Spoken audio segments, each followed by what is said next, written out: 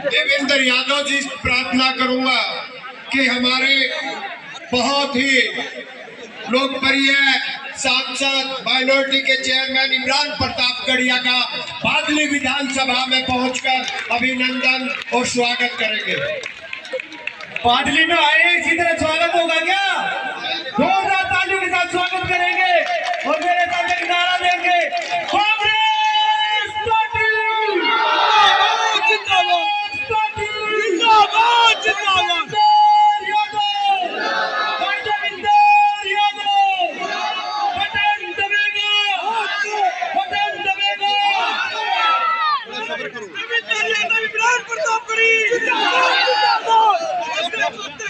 जितने लोग यहाँ आगे खड़े, पीछे भी लोग खड़े हैं, या तो साइड हो जाए यहीं पे बैठ जाए, कोई व्यवस्था बनाए।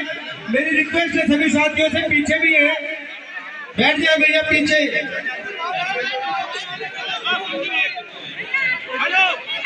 रिक्वेस्ट है भैया बैठ जाए। फोटो खींचेगी भाई, एक मिनट अभी साइड में हो लो, साइड में होंगे पीछे। भाई देवेंद्र जी रिक्वेस्ट कर रहे हैं, पीछे निकल जाए, पीछे कुर्सियों पे।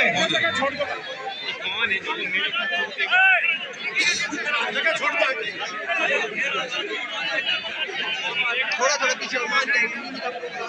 तो मैं भाई इमरान जी से रिक्वेस्ट करूं कि वो आपको संबोधित करें। हम सब इनको सुनने आए हैं, तो मैं सीधा भाई इमरान प्रताप गढ़ी से कहूंगा कि वो हम सबको संबोधित करें।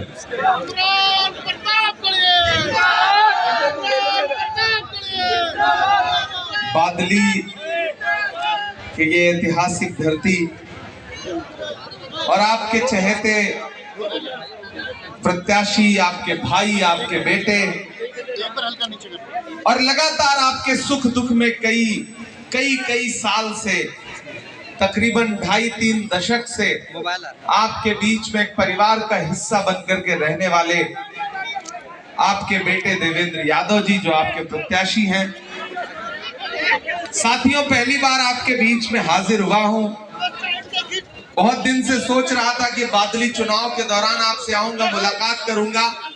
फिर देवेंद्र भाई से बात हुई तो ये हुआ कि बिल्कुल आखिरी वक्त में आऊंगा, जब चुनाव प्रचार बंद होना रहेगा, ताकि शिद्दत से आपसे मुखातिब हो सकूं, आपसे बात रख सकूं। मैं तुम्हें अपने उसूलों की कसम देता हूं, मैं तुम्हें अपने उसूलों की कसम देता हूं। मुझको मजहब के तराजू में न तौला जाए, मैंने इंसान ही रहने की कसम खाई है। मुझको हिंदू या मुसलमान न समझा जाए। बादली वालों, आप सौभाग्यशाली हैं कि आपको एक ऐसा नेता प्रत्याशी के तौर पे मिला है जिसकी स्वीकार्यता पूरी दिल्ली में हर धर्म, हर जात, हर मजहब के लोगों के बीच में है। वो आपका अपना प्रत्याशी है और आप सौभाग्यशाली हैं कि वो दिल्ली प्रदेश कांग्रेस कमेटी के अध्यक्ष भी हैं।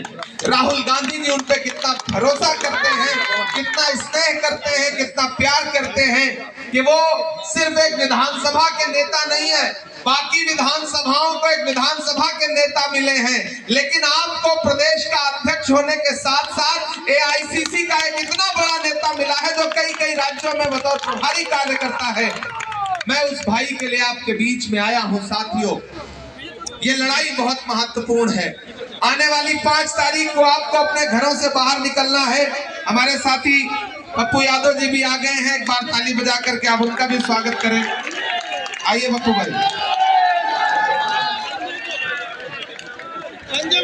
देखिए, देवेंद्र भाई के लिए लोगों में इतना प्यार है, सामने वाले भैया बैठ जाओ यार, कि हम सारे लोग, मोटरसाइकिल जाना पड़ा आपको, मोटरसाइकिल लेके आ गई, ये बड़ी बात है, कलेजे वाली मोटरसाइकिल थी। पप्पू भाई लगातार पूरे प्रदेश में चुनाव प्रचार में कांग्रेस पार्टी के प्रत्याशियों के लिए लगातार जनता के बीच में जा रहे हैं और बड़ी मेहनत कर रहे हैं। मैं चाहता हूं एक बार जोरदार ताली बजा करके भाई का स्वागत करें। ये चुनाव बहुत महत्वपूर्ण है साथियों। आने वाली 5 तारीख को आपको घरों से बाहर निकलना है और पिछले कुछ चुनावों में आपने जिनको झोलियां भर भर के वोट दिया, उन्होंने पूरी दिल्ली के साथ क्या किया है ये आपको पता है। याद है 2013-2014 के बाद वो जब भी आते थे तो मफलर लपेट के आते थे, वैगन आर में आते थे। आजकल मफलर उतर गया है। पहले खांसी भी आती थी, आजकल खांसी भी बंद हो गई है। उनकी खांसी बंद हुई है लेकिन पूरी दिल्ली को खांसी आने लगी, पूरी दिल्ली को खांसी आने लगी। अगर भारतीय जनता पार्टी ने नफरत से दिल्ली के माहौल को जहरीला बनाया है तो आम आदमी पार्टी ने प्रदूषण से दिल्ली की हवा को जहरीला बनाने का काम किया है।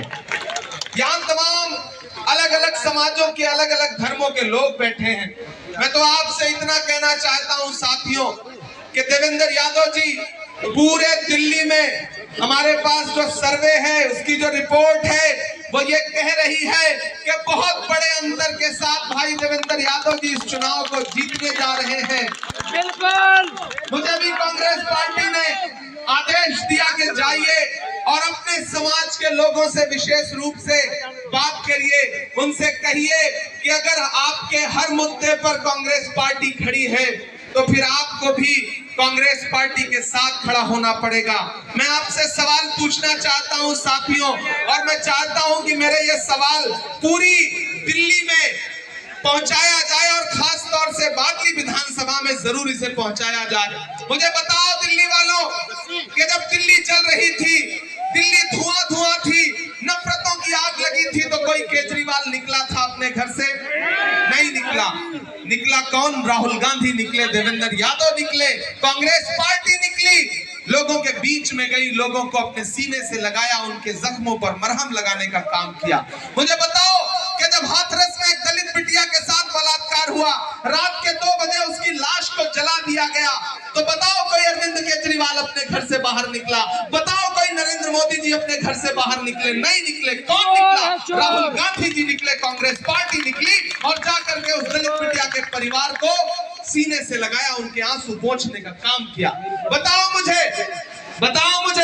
भैया, थोड़ी देर के लिए ऐसे चुप हो जाइए जैसे आजकल अडवाणी की चुप रहते हैं। मुझे बताओ कि जब मणिपुर में बिना कपड़ों के बेटियों को परेड कराई गई तो निकले कोई अरविंद केजरीवाल अपने घर से? निकले कोई नरेंद्र मोदी जी अपने घर से? नहीं निकले। कौन निकला? राहुल गांधी जी निकले, गए लोगों के बीच में, उनको सीने से लगाया। याद करो कन्याकुमारी का वो समंदर का किनारा, देवेंद्र भाई गवाह हैं, हम गवाह हैं इस बात के कि जब राहुल गांधी वहां खड़े होकर के कह रहे थे कि इस देश में नफरतें बहुत आसमान पर हैं, मुझे उन नफरतों के खिलाफ आवाज लगानी है, नारा लगाना है, नफरत छोड़ो भारत जोड़ो। 4000 किलोमीटर पैदल चला वो शख्स कन्याकुमारी से कश्मीर तक।